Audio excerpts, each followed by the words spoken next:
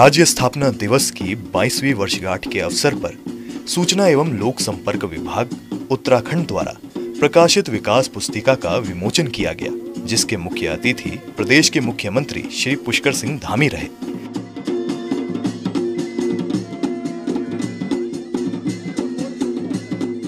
इस शुभ अवसर पर उनके सहयोगी, कैबिनेट मंत्री, विधायक व संबंधित विभागों के अधिकारी भी शामिल रहे।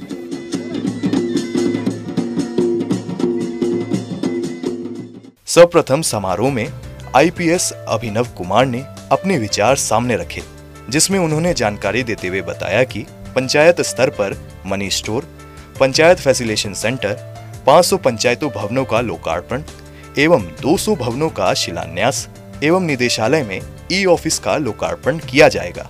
पंचायत फैसिलिटेशन सेंटर, 500 पंचायत भवनों का लोकार्पण एवं 200 पंचायत भवनों का शिलान्यास एवं निदेशालय में ई ऑफिस का लोकार्पण किया जाएगा। परिवहन विभाग द्वारा विकसित सॉफ्टवेयर एवं पोर्टल का शुभारंभ एवं जन कल्याणकारी योजनाओं की जानकारी से संबंधित आईटीडीए द्वारा विकसित विभिन्न परियोजनाओं एवं मोबाइल ऐप का भी लोकार्पण किया जाएगा। इस अवसर पर नियोजन विभाग द्वारा प्रकाशित विकास पुस्तिका का विमोचन भी किया जाएगा। विकास पुस्तिका के माध्यम से हमारा प्रयास है कि राज्य सरकार द्वारा संचालित प्रमुख योजनाओं एवं नीतियों की जानकारी आम जनमानस तक पहुंचाई जा सके। राज्य सरकार द्वारा गुड गवर्नेंस और जीरो टॉलरेंस पर विशेष फोकस किया गया है और इससे निश्चित रूप से राज्य के विकास को नई गति मिली है। इन 22 वर्षों में उत्तराखंड राज्य ने विभिन्न क्षेत्रों में विकास के नए आयाम प्राप्त किए हैं। मुझे आशा है कि विभाग द्वारा प्रकाशित विकास पुस्तिका अपने उद्देश्यों में सफल होगी। उत्तराखंड के 22वें स्थापना दिवस के अवसर पर सूचना विभाग द्वारा राज्य सरकार की नीतियों एवं कार्यक्रमों से संबंधित विकास पुस्तिका का प्रकाशन किया गया।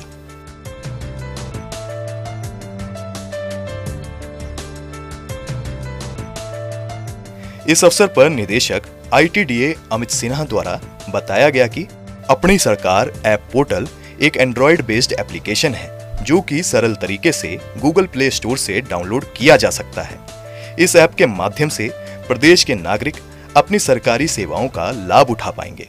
अपनी सरकार पोर्टल का एंड्रॉयड बेस्ड मोबाइल ऐप भी बना रहे हैं, जिसके माध्यम से हम नागरिक सेवाओं को एंड्रॉयड बेस पे गूगल प्ले स्टोर से डाउनलोड करके उसके इन सारी की सारी अपनी सरकार सेवाओं का हम लाभ उठा सकते हैं। इसके उपरांत हम DRC लेक, ये ड्रोन एप्लीकेशन रिसर्च सेंटर का एक डेटा स्टोरेज प्लेटफॉर्म है, जिसमें कि ड्रोन के माध्यम से हम जितने भी प्रोजेक्ट्स हैं उसके फोटोग्राफ, वीडियोग्राफ ले सकते हैं और उसको हम इस एकीकृत पोर्टल पे अपलोड कर सकते हैं। ये पब्लिक के लिए भी खुल सकता है, जिसमें कि वो भी यूज़र नेम पासवर्ड लेके इसका फ़ायदा उठा सकते हैं। इसके बाद हम CM हेल्पलाइन के मोबाइल ऐप का भी यहाँ माननीय मुख्यमंत्री महोदय के द्वारा शुभारंभ करवा रहे हैं। इसके अतिरिक्त SD WAN, जिसमें software defined wireless area network है, जिसमें कि एक BSNL की सेवा के अतिरिक्त एयरटेल की सेवा के साथ ही हम सारे ब्लॉक लेवल पर एक हम यूनाइटेड प्लेटफॉर्म बना रहे हैं इंटरनेट का, जिससे कि कभी भी कोई सुविधा, अगर कोई एक सर्विस कट भी जाती है तो दूसरे सर्विस के माध्यम से वो ब्लॉक हमारा 100% अप रहेगा। इसके अतिरिक्त जैसा कि माननीय प्रधानमंत्री जी की भी एक सोच थी कि हर उत्तराखंड के हर एक ब्लॉक में ड्रोन स्कूल होना चाहिए, तो वैसे ही ITDA कैल्क के माध्यम से DRC का एक सैटेलाइट सेंटर बनाया जो ऋषिकेश में है, जिसका भी आज माननीय मुख्यमंत्री महोदय द्वारा उद्घाटन किया जाएगा, जिसमें कि ड्रोन की वहां पे शिक्षा दी जाएगी। इसके उपरांत माननीय मुख्यमंत्री द्वारा अपनी सरकार ऐप पोर्टल का शुभारंभ किया गया। समारोह में उपस्थित परिवहन विभाग सचिव अरविंद हयांकी द्वारा बताया गया कि परिवहन से संबंधित व्यवसाय या सर्विस को कैसे हासिल फ्री और स्मूथ किया जाए, इस पर विभाग द्वारा निरंतर कार्य किया जा रहा है और इसी को मद्देनजर देखते हुए 6 एप्लीकेशन डेवलप किए गए हैं। जो परिवहन से संबंधित व्यवसाय या परिवहन से संबंधित जो भी सर्विसेज हैं, उनको किस तरीके से हैसल फ्री किया जाए, स्मूथ किया जाए, और दूसरा जो वाहनों से संबंधित चाहे ड्राइविंग लाइसेंस हैं, चाहे वाहनों की टेस्टिंग है, उनको टेक्नोलॉजी के यूज़ करते हुए कितना उसमें परफेक्शन लाया जाए। इसी दिशा में पहला उपाय तो ये है कि सारी सर्विसेज को हम जितना फेसलेस कर सकें, लोगों को कम से कम ऑफिसेज में आना पड़े, उसके लिए भारत सरकार ने भी वाहन पोर्टल और सारथी पोर्टल विकसित किए थे। उसको राज्य सरकार अपने रिक्वायरमेंट के हिसाब से कस्टमाइज़ करके अपने सिस्टम्स को इंटीग्रेट करने की दिशा में आगे बढ़ रही है। हम सारी सर्विसेज ऑनलाइन वाहन पोर्टल सारथी के माध्यम से दे रहे हैं। बट कुछ ऐसी सर्विसेज हैं जिसमें पब्लिक की एक्सेस नहीं थी, वो ऑनलाइन किस तरीके से वो सर्विसेज दे सकें, उसके लिए राज्य सरकारों को काम करना था, जिसमें माननीय मुख्यमंत्री जी ने, माननीय परिवहन मंत्री जी ने समय समय पर हमें जो निर्देशन दिए, उसके क्रम में हम लोगों ने NIC की मदद से हम लोगों ने कुछ अपने सिस्टम्स डेवलप किए, जिनका हम लोग वाहन पोर्टल और साथी पोर्टल के साथ इंटीग्रेट करके अब पब्लिक के लिए एक्सेसिबिलिटी उसमें दे रहे हैं। पब्लिक उसको एक्सेस करके सारी सेवाएं घर बैठ करके ले सकती है। आज जिन 6 सेवाओं का आज हम लोग ऑनलाइन कर रहे हैं, उनका मैं ब्रीफली आपको बता दूं। परिवहन विभाग के संबंध में कुछ हम स्टेज कैरियर्स के जो टैक्स जमा कराते हैं, वो बसेस, चाहे प्राइवेट बसेस हों चाहे परिवहन निगम की बसें हैं, उन पे जो मंथली टैक्स आयत होती है उनको फिजिकली ऑफिस में जाकर के जमा करना पड़ता है। इससे उनका बहुत समय खराब होता है। इस सर्विस को अब हम लोगों ने ऑनलाइन आज से लॉन्चिंग करा रहे हैं माननीय मुख्यमंत्री कर कमलों से। वो जिस स्टेशन में भी तैनात हैं, जहाँ भी उपलब्ध है उनका कार्यालय, वहीं से ऑनलाइन भुगतान कर सकते हैं। दूसरी सर्विस, जो वाहन चालन के दौरान जो भी हम लोग चालान करते हैं, चाहे पुलिस के चालान हैं चाहे हमारे परिवहन विभाग के चालान हैं, उसको कैसे कंपाउंडिंग चार्जेस को भी ऑनलाइन उनको भुगतान कर सकें। अदरवाइज आज की तारीख में उनको कंपाउंडिंग फीस जमा करने के लिए फिजिकली आना पड़ता है दफ्तरों में, और विशेषकर ऐसे वाहन जो बाहर के होते हैं, उनका चलने के दौरान जो चालान होता है उनको भी फिजिकली कंपाउंडिंग कराने के लिए भी यहाँ तक आना पड़ता है। इसको भी हम लोग आज ऑनलाइन कराने जा रहे हैं, ताकि घर बैठे वो अपना भुगतान कर सके कंपाउंडिंग चार्जेस, और उसके जो चालान की प्रक्रिया है वो अंतिम रूप से निस्तारित हो सके। तीसरा, हम लोग सिस्टम कर रहे हैं, जो भी वाहन विशेषकर बसेस विशेष पर्पज़ के लिए, वो कॉन्ट्रैक्ट कैरीज वगैरह के लिए अगर स्पेशल परमिट चाहते हैं, उसके लिए भी फिजिकली वो दफ्तरों के चक्कर लगाने पड़ते हैं। आज वो भी व्यवस्था में दुरुस्त करते हुए अब वो भी ऑनलाइन आवेदन कर सकेंगे, ऑनलाइन स्क्रूटनी होगी, ऑनलाइन अप्रूवल होगा, ऑनलाइन वो परमिट को डाउनलोड कर सकेंगे, सारी सर्विस वो घर बैठे ले सकता है। फोर्थली, जो RTAs हैं, वो भी जो कॉन्ट्रैक्ट कैरीज वगैरह परमिट देते हैं, उनको भी अभी वो फिजिकली सारी प्रक्रिया होती हैं, उसको भी ऑनलाइन मोड के माध्यम से घर बैठे सुलभ हो जाएंगी। फिफ्थली, जो डीलर के माध्यम से पंजीकरण होते हैं, आज की तारीख में निजी वाहनों का पंजीकरण डीलर के पॉइंट पर होता है, लेकिन अप्रूवल्स वगैरह की सारी प्रक्रियाओं के लिए डीलर को फाइलें लेकर के RTOs ऑफिस में आना पड़ता है, उनका समय खराब होता है, RTO ऑफिस में अननेसेसरली फाइलों का बोझ बढ़ता चला जाता है। हम उस सिस्टम को भी ऑनलाइन कर रहे हैं। डीलर पॉइंट पर रजिस्ट्रेशन की सारी प्रक्रियाएं ऑनलाइन तरीके से संपन्न हो जाएंगी और दफ्तरों में जो कागजों का बोझ है वो कम होगा। सेकेंडली, डीलर पॉइंट में अभी तक सिर्फ निजी वाहनों का आता था, अब कमर्शियल वाहनों को भी सेम सर्विसेज वहीं मिल जाया करेंगी। ये भी बहुत बड़ी सुविधा लोगों को मिलने वाली है। इस अवसर पर माननीय मुख्यमंत्री श्री पुष्कर सिंह धामी ने परिवहन विभाग की ऑनलाइन सेवाओं का शुभारंभ किया और ऑटोमेटेड टेस्टिंग स्टेशन का उद्घाटन किया।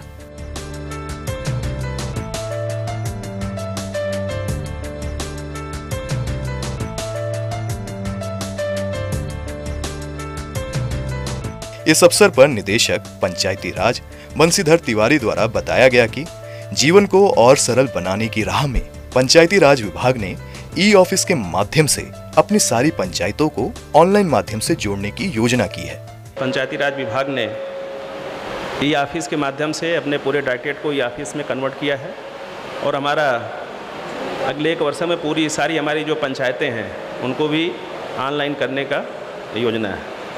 जो हमारी न्याय पंचायतें हैं, 662 न्याय पंचायतों में हम फैसिलिटेशन सेंटर खोल रहे हैं, जहां पर एक ही छत के नीचे समस्त सारी प्रकार की जो सुविधाएं हैं, जो सर्विसेज हैं आम जनता के लिए सरकारी, वो उपलब्ध कराई जाएंगी। प्रवासी नागरिकों को उनके गांवों से जोड़ने तथा सेवाओं और उत्पादों को एक मंच प्रदान करने के लिए हम एक ऑनलाइन पोर्टल का शुभारंभ करेंगे, जिसमें कोई भी व्यक्ति अगर किसी हॉस्पिटल की जानकारी चाहता है, किसी जन औषधि केंद्र की जानकारी चाहता है, होम स्टे की जानकारी चाहता है, इवन कि जो हमारी फसलें हैं, जो उत्पाद है, उनसे संबंधित भी जानकारी चाहता है, तो एक साझा मंच उपलब्ध कराया जाएगा सभी लोगों के लिए, जहां आप जाकर के उन सेवाओं की जानकारी प्राप्त कर सकते हैं और उनकी बुकिंग भी कर सकते हैं। समारोह में माननीय मुख्यमंत्री ने अपने संबोधन में कहा कि उत्तराखंड के 22वें स्थापना दिवस पर प्रदेश की जनता को शुभकामनाएं देता हूं। आज इस कार्यक्रम में पुस्तक विमोचन के द्वारा मैं उस विकास की राह को देख पा रहा हूं जिसका हर प्रदेशवासी ने एक ख्वाब देखा था।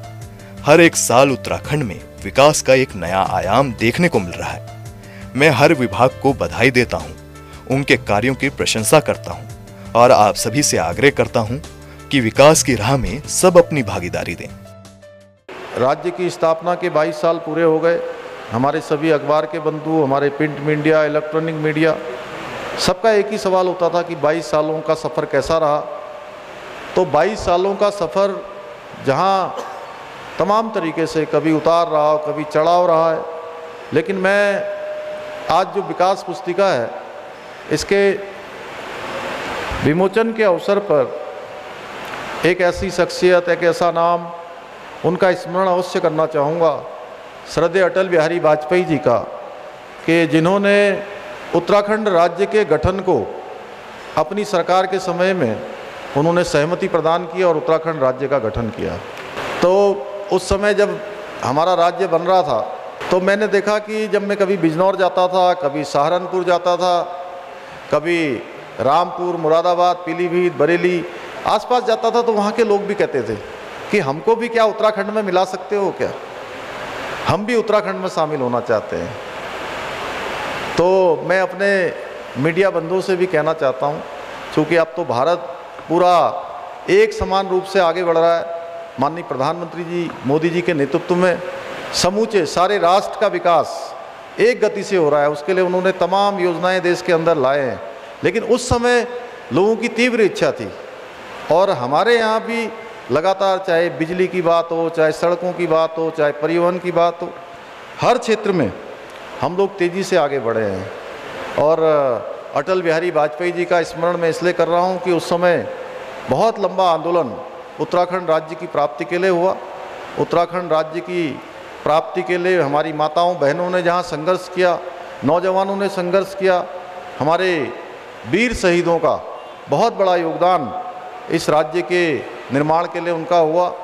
जिन लोगों ने हंसते हंसते, मैं कहूँ हंसते हंसते अपनी जवानी, अपनी जिंदगानी दांव पे लगा दी और शहीद हो गए, हमेशा हमेशा के लिए उत्तराखंड राज्य बनाने का सपना लेकर हम सब के बीच से ऊपर चले गए। उन सबको भी मैं नमन करना चाहता हूँ इस अवसर पर।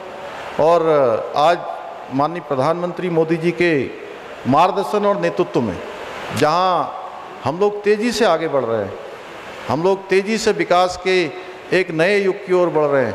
और मैं कहूँ तो उत्तराखंड सच मायने में नए संकल्पों के साथ, नए संकल्प लेकर एक नई उड़ान भरकर आगे बढ़ने का हम सब लोग एक प्रयास कर रहे हैं। उसमें सभी का सहयोग मिल रहा है, सभी की शुभकामनाएं मिल रही हैं और हम लोगों ने सरकार के स्तर पर बहुत सारे काम, अब उसमें मैं विस्तार से जाऊंगा तो काफ़ी लंबा हो जाएगा, लेकिन सभी विभागों ने अपनी अपनी योजनाएं बनाई हैं, अपने अपने रोड मैप बनाए हैं। मैं कहना चाहता हूं अपने अधिकारीगणों से भी, ये ऐप केवल औपचारिकता के लिए नहीं होने चाहिए। इस ऐप की आवश्यकता, वैसे हांकी जी जब बता रहे थे तो हमारे प्रदेश अध्यक्ष जी कह रहे थे कि बहुत सुविधा हो गई, अब आगे बहुत जो है लोगों को सुविधा मिलेगी, और मैं भी यह मानता हूं कि ये सुविधा के लिए ही बनाए जाते हैं। लेकिन कई बार देखने में आता है कि हम ऐप भी बना देते हैं, हम योजनाओं को लॉन्च भी कर देते हैं, लेकिन उन योजनाओं का लाभ सीधे सीधे उनको मिल नहीं पाता जिनके लिए ये योजनाएं बनाई जाती हैं। बहुत सारे ऐप ऐसे होते हैं जो बनने के बाद ख़राब हो जाते हैं, बनने के बाद काम ही नहीं करते। जिन लोगों के लिए हमने ऐप बनाया होता है उनको पता ही नहीं होता कि हमारे लिए ऐप बना हुआ है, हमारी सुविधा के लिए बना हुआ है। यह केवल औपचारिकता के लिए नहीं बनना चाहिए। मैं चूँकि आज का दिन तो बड़ा अच्छा है जहाँ पर हमको केवल विकास की पुस्तिका और विकास के बारे में चर्चा करनी है, उसी का गुणगान करना है, उसी को आगे ले जाना है, उसी को लोगों को बताना है। लेकिन उसके साथ साथ अगर कहीं पर हम सुधार कर सकते हैं तो हमको सुधार की दिशा में भी निश्चित रूप से काम करना चाहिए कि हम लोग इसको और अच्छा करें। जो हमने एक मंत्र दिया है, सरलीकरण का मंत्र, कि सारी ही चीज़ों को सरकार के अंदर सरल करना है। सारे ही मामले जो कितने भी जटिल क्यों ना हो, उन सारे मामलों का समाधान करना है। पत्रावली कितनी ही पुरानी क्यों ना हो, उस पत्रावली को भी निकालना है और उसका भी निस्तारण करना है। यानी कि सरलीकरण, समाधान और निस्तारण, और चौथे नंबर पर संकल्प का भाव, चौथे नंबर पर संतुष्टि का भाव कि हमारे अंदर संकल्प होना चाहिए, जो हमसे मिलकर जा रहा है उसके अंदर संतुष्टि का भाव वो लेकर जाना चाहिए। ये हमने तय किया था शुरू से। इस दिशा में हम आगे बढ़ रहे हैं धीरे धीरे। जो हमारा कार्य व्यवहार है, मैंने अपने अधिकारीगणों से भी कहा है, सभी से कहा है, हमारे मंत्रीगण तो लगातार लगे ही हुए हैं, हमारे अधिकारीगण भी। हमने जो नए उत्तराखंड का संकल्प लिया है, हमारा संकल्प है नए उत्तराखंड का, और इस नए उत्तराखंड के संकल्प को आगे बढ़ाने के लिए जो हमारी एक मानसिकता है कि हमें औपचारिकतावश 10 से लेकर 5 बजे तक ऑफिस जाना है, उसके बाद काम खत्म, इस प्रकार की संस्कृति को भी हमें बदलना होगा। हम सब लोगों को पेन लेकर नए संकल्पों के साथ आगे बढ़ना होगा कि अगर 5 की जगह 7 भी बज जाएगा, 8 भी बज जाएगा और 9 भी बजेगा, तो भी हमको जो है उतने ही मन से काम करना होगा जितने मन से हम सवेरे 10 बजे आए हैं। तब जाकर हम नए उत्तराखंड का संकल्प को पूरा कर पाएंगे।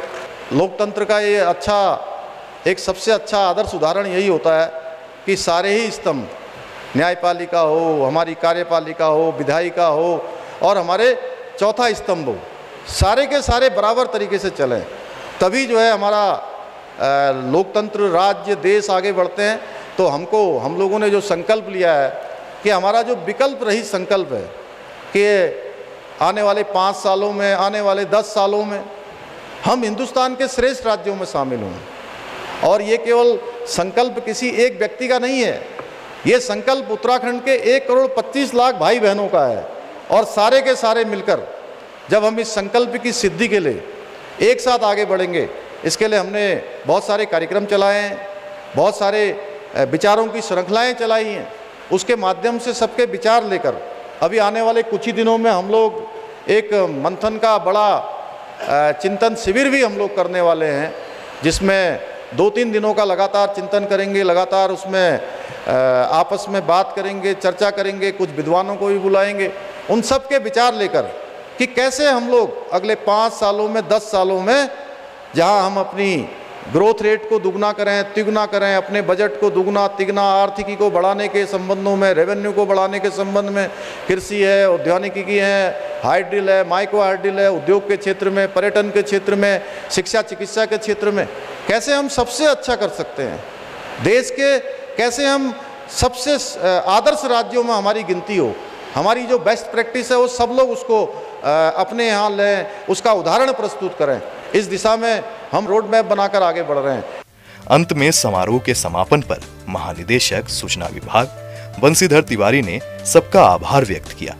हमारे माननीय मुख्यमंत्री जी, आपका मैं आभार व्यक्त करता हूं कि आपने व्यस्ततम समय से अपना समय निकाला और हम सभी का बहुत स्पष्ट तरीके से मार्गदर्शन किया। आपका बहुत बहुत आभार। मैं आभार व्यक्त करना चाहता हूं हमारे माननीय मंत्रीगण मंचासीन हैं, आपने भी हमारे मध्य आकर के हमको गौरवान्वित किया। मैं आप सभी का हृदय से आभार व्यक्त करता हूं। मंचासीन हमारे माननीय विधायकगण हैं, आप सभी का बहुत आभार और धन्यवाद।